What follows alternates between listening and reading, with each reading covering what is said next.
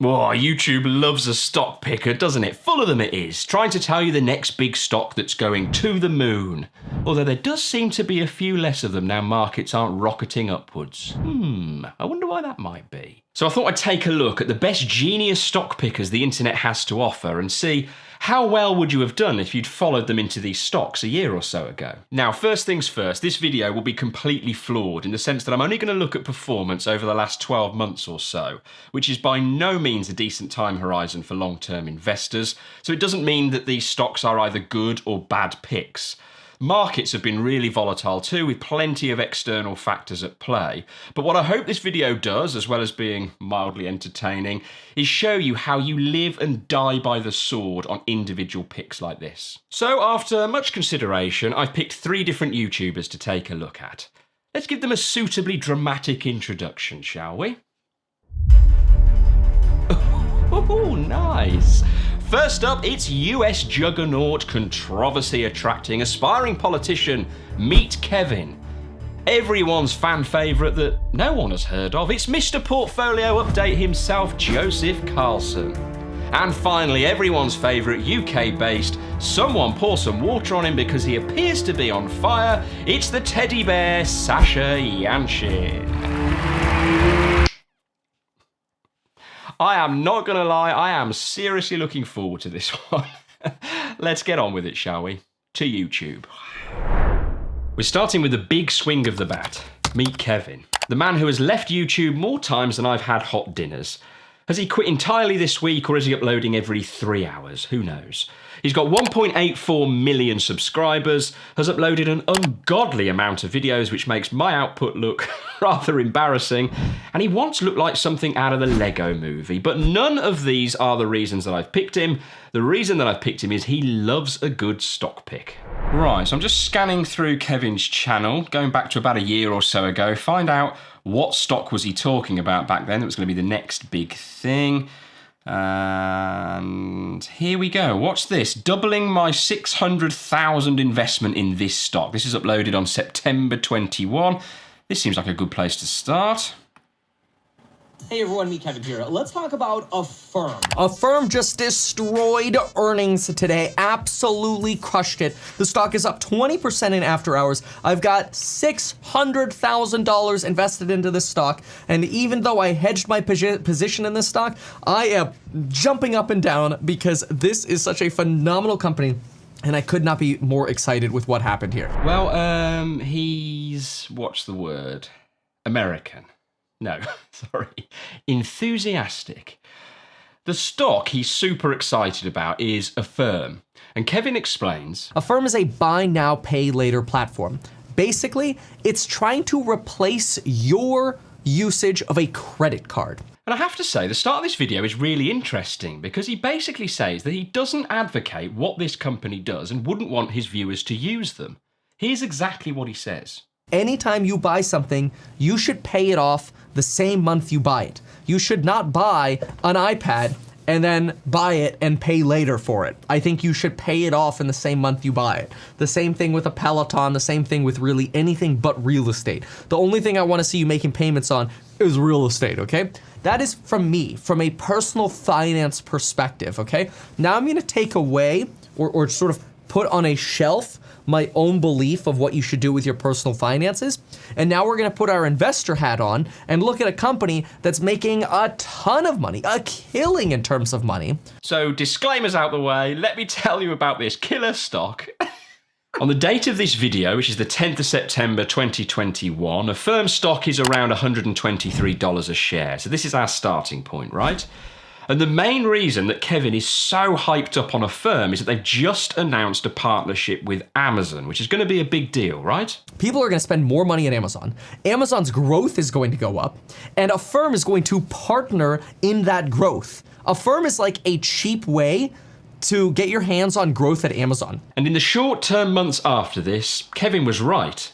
Affirm's stock price peaked on the 5th of November at $164, a rise of $41 a share. That's a 33% increase in less than 2 months. Oh, mighty sage. Kevin, tell me what's next.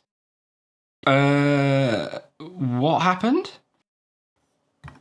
A lot of folks want to know if they should invest in PayPal stock. Did PayPal just kill the buy now, pay later platform Affirm? So this is a video posted by Kevin a month or so ago called PayPal Just Killed Affirm. And it doesn't take a genius to work out that his opinions have changed.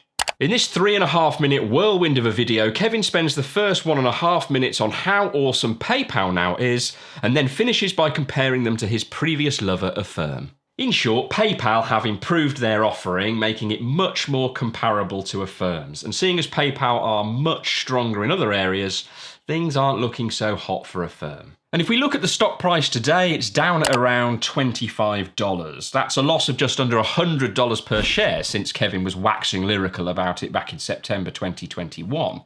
That's a loss of around 80%, so the $600,000 that Kev was pumping in at the time would be worth now about $120,000. Ouch. But let's be fair, markets in general have been on a downwards trajectory throughout this period, so it's only fair to give it a benchmark to compare it to. The S&P 500, the 500 largest business in America, is down over roughly the same period, about 17%.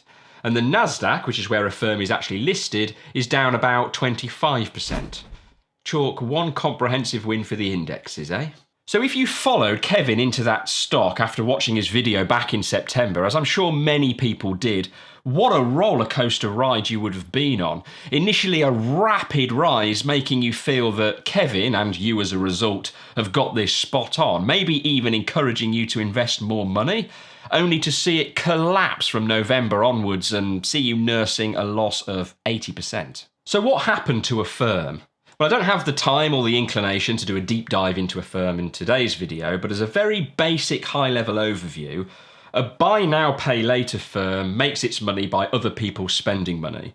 And with a backdrop of fears of recession and a cost of living crisis, it doesn't really play that well into that. Not to mention people having difficulties paying up on existing loans too.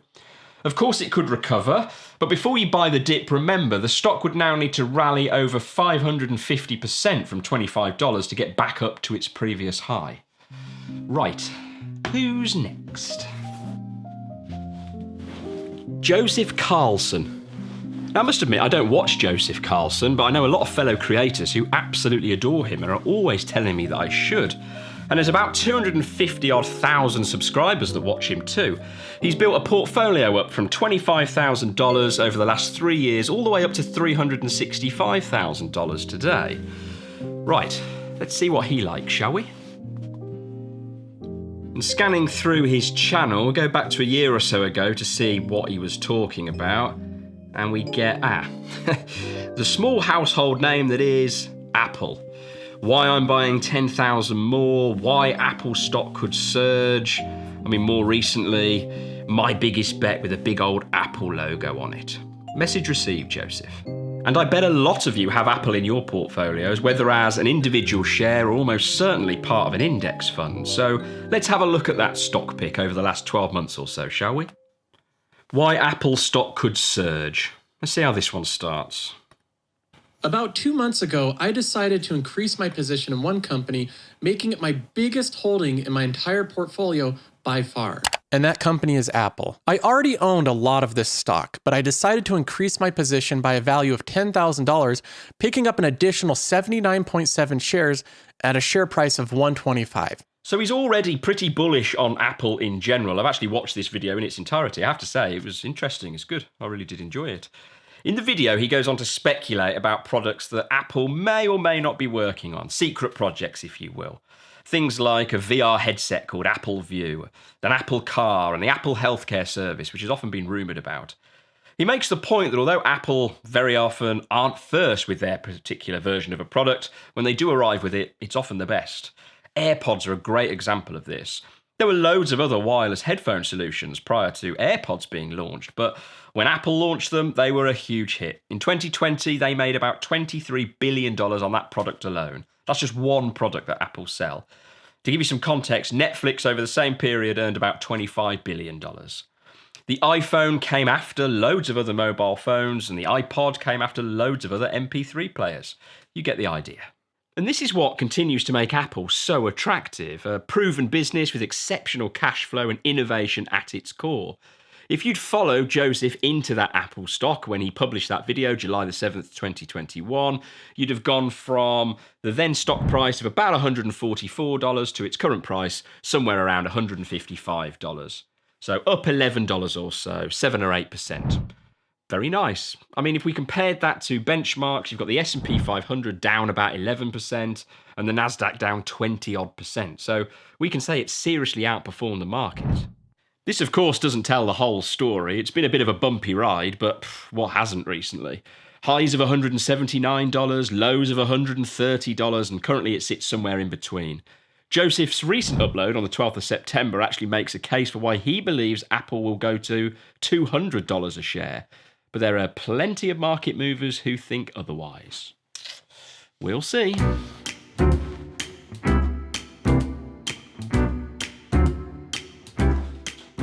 Right then, last but not least, I want to look at Sasha Yanshin, everyone's favourite teddy bear with the flaming thumbnails. Well, you said it, mate. Sasha has been known to look at a lot of stocks on his channel, but if we go back about 12 months or so ago, we come across this video here. Palantir's secret, their rate of growth on their rate of growth. Hardly rolls off the tongue, does it? Palantir is an American software company that specialises in big data analytics. Not my words, the words of a quick Google search. Yep, I'm lazy. So this video was uploaded on August the 16th, 2021, when Palantir's share price was around $24. And he's looking at their quarterly results, and he's excited because Palantir is beating some of my expectations, and some of them by quite a margin. But he does also point out that some other things in this report, in the Palantir update, were not so good. Now, he is quick to point out that you in fact should not listen to him. These are only his views, and you should do your own research, which of course is absolutely spot on. He's a smart guy, no doubt, and he knows his way around numbers and accounts better than me. And he goes on to conclude, this is one of the best balance sheets that you'll ever see. He talks about a long-term play and a target price of $81. Now, I'm not sure when it's meant to hit that, and even though he was asked that very question in his comments, he gave a politician's answer of not really answering the question at all. And when someone asked him to explain further, he responded to say how he's now actually revised his prediction in a follow-up video down to $65. So I start scanning through Sasha's more recent uploads, and similar to Kevin's love affair with Affirm, Sasha's mood seems to have changed. Same old flames though. A few weeks ago he uploaded a video explaining that he's selling all of his Palantir stock. I have now sold out of Palantir in every single one of my portfolios, and I am now an ex-shareholder of Palantir. Blimey, YouTube money coming through. New camera, I think. In this video, I am going to explain exactly why I have sold my position. Wait, was that a fly? Yes, it was! No, we're not doing the obvious jokes. He goes on to explain that I have sold most of my Palantir positions at a loss, and I had to pay a whole load of fees for the privilege of doing so. And after a seamless sponsor ad, he alludes it to being in the region of 30 grand. So we're talking pretty big money, to be fair. He makes some bold statements too, saying that they massage the way that they present information to hide all of the bad things. Boy, what a difference a year makes, eh? He goes on to talk about his new target price of $20. That's $4 lower than where the share price was when he was talking about them back in August 2021. And looking at the share price today, Palantir currently sits around a meager $7 or $8. That is an absolute mile away from Sasha's original target of $81 and still nowhere near his revised target of $20. There's no other conclusion to come to with this stock pick other than to say it was a stinker over the last 12 months at least. So what kind of an idiot would want to invest in a company like that? Let's face it, this is by no means any kind of meaningful market research. I'm just an idiot on YouTube poking fun at other idiots on YouTube. Whether up or down, it's clear to see how you live and die by the sword on individual stock picks like this, and why, for the vast majority of people, I think it's to be avoided. It remains the case that, in my opinion, buying a basket of well-spread and diversified investments is a far, far better strategy than going in on the fortunes or failures of one particular company. A platform like Trading 212 offers you all of these options, where you can buy individual shares if you want, but if you're not keen on rolling the dice on YouTube stock stock picking gurus, you can buy plenty of well-diversified fund options on there too. Trading 212 are now open to all UK residents, and what's even better is they have an ISA wrapper on the platform, so you can protect your investments from the taxman too. So what are you waiting for? Sign up now to Trading 212 using the link in my description, and you will get a free share added to your portfolio too as a thank you to help kickstart your investing journey. And once you've finished grabbing yourself a free share with Trading 212, let's say you've decided that stock picking is too racy for you and you've decided to go down the index fund route. The next problem you have is how many index funds should you buy? Well, if you watch this video next, I will go on to answer that exact question. By watching this video next, not only will you now have the account open ready to invest, you'll also know what to put into it.